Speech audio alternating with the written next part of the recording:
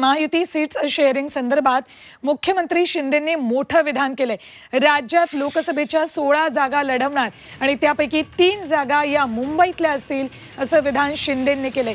आतापर्यंत शिंदेंच्या शिवसेनेकडून 9 उमेदवारांची घोषणा करण्यात आली आहे, मात्र भाजपकडून शिवसेनेच्या काही जागांवर मागणी केली जाते।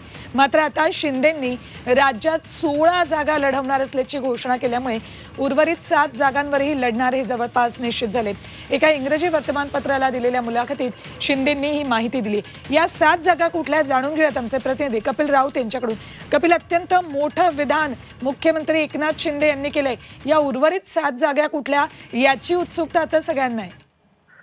नक्कीच 9 जागांची घोषणा मुख्यमंत्र्यांनी केली होती आणि एका न्यूज पेपरला मुलाखत देताना त्यांनी म्हटलेलं आहे की 16 जागा आम्ही लढवणार आहोत, म्हणजे 7 जागा अजून बाकी आहेत आणि त्यात खास करून 3 मुंबई जागा आहेत। उत्तर पश्चिम असतील, दक्षिण मध्य असेल, दक्षिण मुंबई। अमृत नोनी गॅस्ट्रिन, अपचन, ऍसिडिटी, गॅस्ट्रबल ह्यापैकी तुम्हाला कुठलाही गॅस्ट्रिक प्रॉब्लेम झाला, उपाय एकच, अमृत नोनी गॅस्ट्रिन।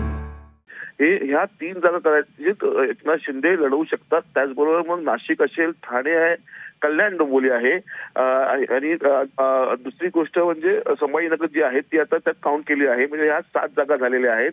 या 7 जागेवरती दावा एकनाथ शिंदेने केलेला आहे। आता या 7 जागेपैकी कोणत्या जागा त्यांना मिळतात हे पाहणं महत्वाचं असणार आहे, परंतु मुंबईकडे खास करून लक्ष असणार आहे। त्यांनी महत्वाचं भाष्य केलेलं आहे की मुंबईमध्ये 3 ठिकाणी लढणार आहेत। अरविंद सावंत विरुद्ध दक्षिण मुंबई आहे, तिथे उमेदवार देतात का, तिथे भाजपा उमेदवार देते, कारण भाजपानेही तिथे क्लेम केलेला आहे। म्हणजे अजून हे ह्या गोष्टीमुळे, ह्या मुलाखतीमुळे अजूनही जो पेच प्रसंग जो सुटलेला नाही काही जागेंचा, त्या जागेवरती आता काय होतं, शिवसेना सरस होते का भाजपाकडे जागा जाते हे पाहणं उचित ठरणार आहे। ठीक, धन्यवाद संपूर्ण माहितीसाठी।